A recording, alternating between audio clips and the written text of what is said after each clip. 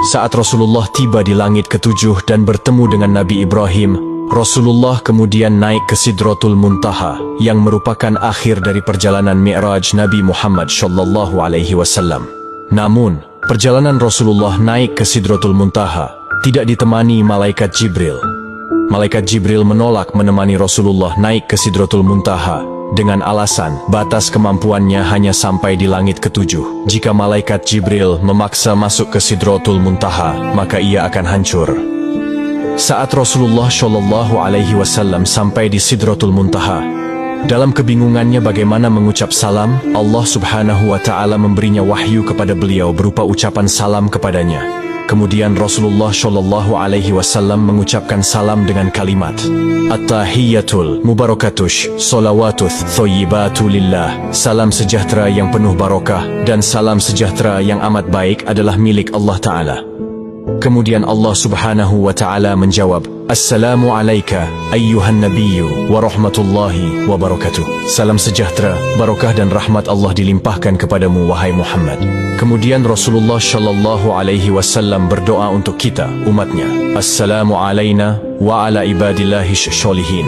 Kesejahteraan semoga terlimpah kepada kami semua hamba Allah dan hamba-hambanya yang soleh.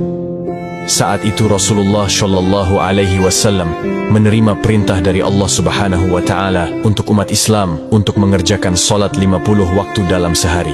Selepas menerima perintah solat, Rasulullah kemudian turun ke langit ketujuh dan melihat Nabi Ibrahim sedang bersender di dinding Baitul Makmur.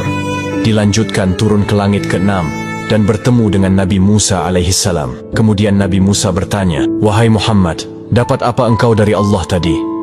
Rasulullah menjawab, Aku mendapatkan perintah dari Allah untuk melaksanakan solat 50 waktu dalam sehari. Nabi Musa kemudian berkata, Wahai Muhammad, apakah engkau tahu jika aku memiliki umat yang sangatlah kekar dan besar, namun umatku tidak sanggup melaksanakan kewajiban itu? Lalu bagaimana dengan umatmu yang kecil? Kemudian Nabi Musa menyarankan Nabi Muhammad untuk kembali menghadap Allah meminta keringanan. Nabi Muhammad kemudian kembali menghadap Allah dan meminta keringanan atas solat 50 waktu itu. Dalam kembalinya Rasulullah ke Sidratul Muntaha, beliau hanya mendapat pengurangan 5 waktu. Dan pada saat itu, Rasulullah sampai 9 kali bolak-balik dari langit 6 ke Sidratul Muntaha untuk meminta keringanan dalam perintah solat tersebut. Sampai pada akhirnya Rasulullah menerima perintah solat hanya 5 waktu dalam sehari. Kemudian turun dan menemui Nabi Musa. Dan saat itu juga Nabi Musa kembali menyarankan Rasulullah untuk kembali menghadap Allah meminta keringanan lagi. Namun Rasulullah enggan melakukan itu karena malu kepada Allah yang sudah 9 kali bolak-balik meminta keringanan. Dengan senyumnya Rasulullah berkata, Aku sudah diberikan oleh Allah yang paling pokok 5 waktu. Dan Allah telah menetapkan untuk setiap satu waktu itu bernilai 10 waktu.